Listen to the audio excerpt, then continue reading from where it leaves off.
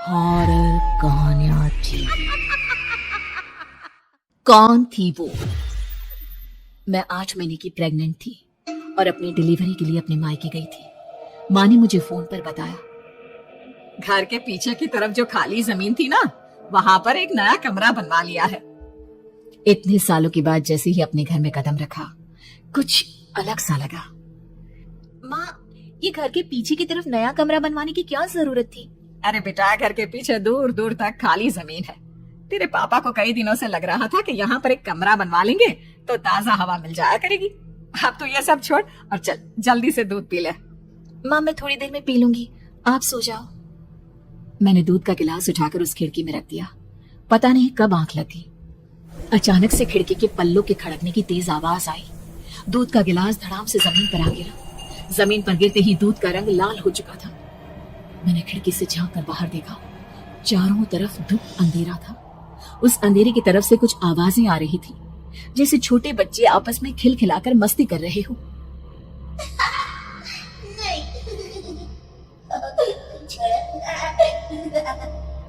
इतनी रात को इतने घनघोर अंधेरे में बच्चों की आवाज कैसे आ रही है? घड़ी में वक्त देखा तो ठीक 12 बजे थे। देखकर मैं सन्न रह गई। बुरी आत्माओं और भूतों की कई कहानियां मैं सुन चुकी थी। वक्त भी कुछ ऐसा ही था। ऊपर से मैं प्रेग्नेंट। सुना था कि ऐसे वक्त में अक्सर बुरी आत्माएं औरतों का पीछा करती है, तो क्या मेरे पीछे भी?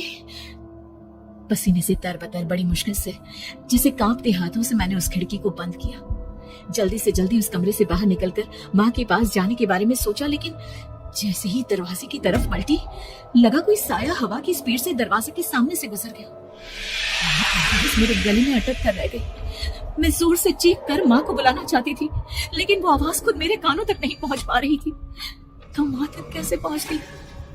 खिड़की के पल्ले एक बार फिर तेज हवा के झोंके से धड़ाम करने लगे और पूरी ताकत से मैं चीख पड़ी। जानती थी मेरी चीख की आवाज सुनकर कुछ ही सेकंड में माँ वहां पहुंच जाएगी, लेकिन ऐसा कुछ हुआ ही नहीं। मेरा कलेजा डर के मारे फटा जा रहा था। आखिर माँ ने मेरी आवाज क्यों नहीं सुनी? इतनी गहरी नींद में तो माँ कभी नहीं सोती। ठीक पीछे खुली हुई वो खिड़की। मुझ में इतनी ताकत नहीं बची थी कि मैं पलटकर उस तरफ देख भी सकूं। हवा का एक सनसनाता हुआ झोंका उसी वक्त मेरे कानों से आकर टकराया। लगा जैसे किसी ने दबी हुई आवाज में धीरे से मुझसे कहा, चली जाओ यहाँ से। मैंने दोनों हाथ अपने कानों पर रख लिए और एक बार फिर ताकत लगाकर जोर से चीखने की कोशिश की। मेरी आवाज उस कमरे की दीवारों से टकराकर वापस मुझे ही सुनाई दे रही थी। जितनी ताकत के साथ मैंने चीखने की कोशिश की थी, कुछ ही देर बाद उससे कहीं ज्यादा तेज और दर्दनाक चीख मुझे सुनाई देने लगा। ये आवाज ठीक मेरे पीछे खिड़की से आ रही थी। वो आवाज मेरे कानों में पिघलते हुए लोहे की तरह गिर रही थी। उन आवाजों में हैवानियत थी। वो आवाजें किसी इंसान की नहीं है, इतना मैं समझ चुकी थी। कांप रहे हाथों से मैंने अंधेरे में कुछ ढूंढने की कोशिश की। तभी अचानक मेरा हाथ बेड पर रखी टॉर्च पर पड़ा। किसी तरह ताकत लगाकर टॉर्च का बटन ऑन किया, लेकिन ये क्या? सामने दरवाजे पर 3 छोटी लड़कियां खड़ी हुई थी। उनके हाथ में स्टील के चमचमाते हुए चाकू थे। मैं घबराकर लड़खड़ाई और पीछे की तरफ हटी, लेकिन तब तक वो मेरे पास आ चुकी थी। उनकी गर्दन टेढ़ी थी और उनके हाथों के वो चाकू मेरे पेट को निशाना बनाने को तैयार। मैं जोर से चीखी, नहीं, छोड़ दो मेरे बच्चे को, मत मारो, मत मारो, छोड़ दो मेरे बच्चे को। सोनाली, क्या हुआ बेटा? तो इतनी डरी हुई क्यों है? उठ बेटा, क्या हुआ? हड़बड़ाकर मैंने अपनी आंखें खोली। देखा तो दिन निकल आया था। माँ मुझे जगा रही थी। मेरा चेहरा पूरा पसीने से लथपथ था। क्या हुआ बेटा? तुमने कोई बुरा सपना देखा क्या?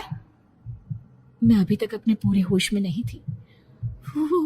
वो मेरे बच्चे को मार देगी माँ। वो लड़की मेरे बच्चे को। मैंने घबराकर अपने पेट को छुआ। सब कुछ ठीक था। और वो दूध जो रात को यहाँ पर गिर गया था, उसका रंग लाल हो गया था।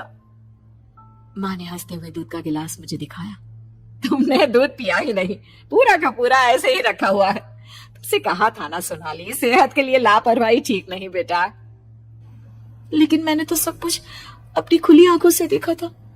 ये सपना कैसे हो सकता है?